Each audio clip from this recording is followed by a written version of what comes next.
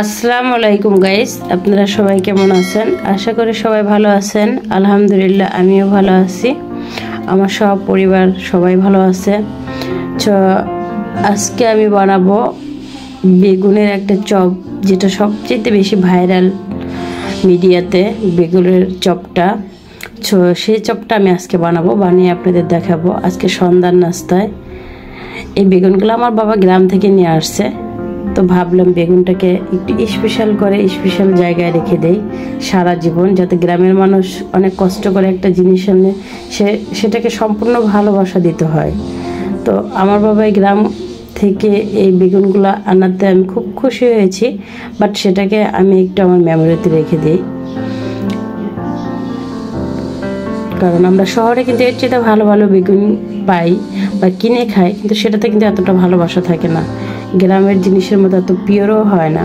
So এটা বাড়িতে লাগানো বেগুন গাছের বেগুন, এটাতে কোনো সার নেই, কোনো কিছুই নেই, মেডিসিন নেই, একবারে নির্ভর, যেটা পরে ভেজাল মুক্ত একটা সবজি। সো বেগুন তো আমাদের স্কিনের জন্য অনেক কাজে লাগে, স্কিনকে ভালো রাখে, আমাদের ক্যান্সার প্রতিরোধ করার ক্ষমতা অনেক বেশি থাকে। সো বেগুন আপনারা বেশি বেশি খাবেন। অনেকে আছে অ্যালার্জি যাদের, তারা খাবেন না, তারা অ্যাভয়েড করবেন। যাদের অ্যালার্জি নেই তারা খাবেন। আমারও অ্যালার্জি, বাট আমি অতটা খাই না, তারপরে কম খাই আর কি খাই, কারণ বেগুন আমার অনেক প্রিয় একটা সবজি। তো বেগুনটা আমি এখন কেটে নিব। আমি এখন বেগুন ভাজার যেই ব্যাটারটা, এটা তৈরি করে নেব। সো আমি করতেছি ময়দা দিয়ে। ময়দাটা অনেক ক্রিস্পি হয়, বাট সেজন্য এখানে আমি আমার পরিমাণ মতন ময়দা নিয়ে নিলাম। আমার যতটুকু লাগবে আমার বেগুনগুলো ভাজতে, আপনারা আপনাদের পরিমাণ মতো নিয়ে নেবেন। ব্যাস, আপনারা কয়টা বেগুন ভাজবেন ওটার উপরে ডিপেন্ড করে নিয়ে নেবেন। দিয়ে দিচ্ছি লবণ পরিমাণ মতো, দিয়ে দিব মরিচের গুঁড়া পরিমাণ মতো। আপনি ঝাল বেশি খেলে একটু ঝাল দিবেন, যদি ঝালটা কম খান ক্ষেত্রে কম দিবেন। দিয়ে দিচ্ছি হালকা কালার আসার জন্য একটু হলুদের গুঁড়া। আমি বেশি মশলা অ্যাড করব না, অল্প কিছু মশলা দিয়ে বেগুনটা ভাজবো। আপনারা সন্ধ্যার পরে, সন্ধ্যা চার সাথে বা কফির সাথে এভাবে বসে হালকা নাস্তা করতে পারেন। বেগুন যাদের এভাবে খেতে ইচ্ছে করে না বা বাচ্চারা এভাবে খেতে চায় না, ওই বাচ্চাদের জন্য আপনি এভাবে একটা বেগুন যদি বানিয়ে দেন সন্ধ্যার নাস্তা, দেখবেন ওরা ঠিক খেয়ে নেবে। কারণ বাচ্চারা সবসময় ক্রিসপি এসব জিনিস খেতে ভালোবাসে।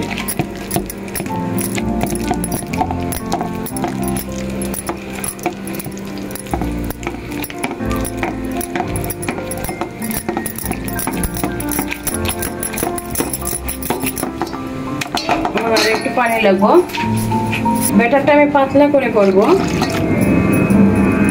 ঘন না।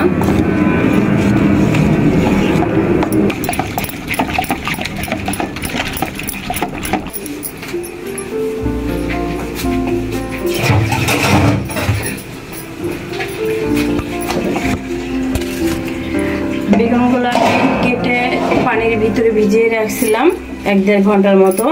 এটার যে গায়ে কষটা আছে, কষটা উঠে যাওয়ার জন্য।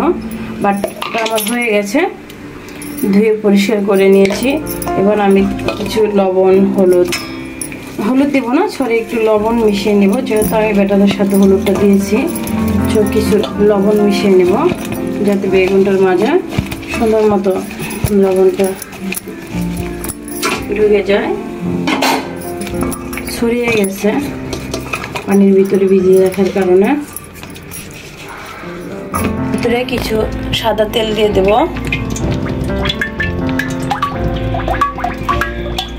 ব্যাস, এটা দিয়ে আমি ভেজে নেব। এবার আমি বেগুনটা বেসনের মাঝে দিয়ে দিলাম, দিয়ে বেসন ভালো করে লাগিয়ে নেব।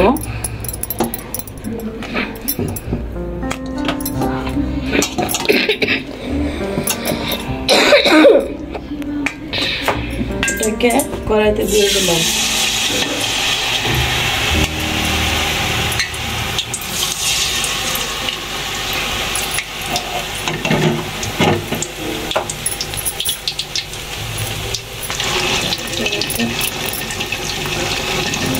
যখন ভাজবেন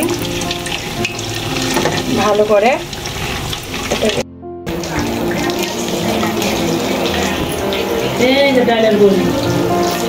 ভালো লাগে না ভাই খাইতে বেশি।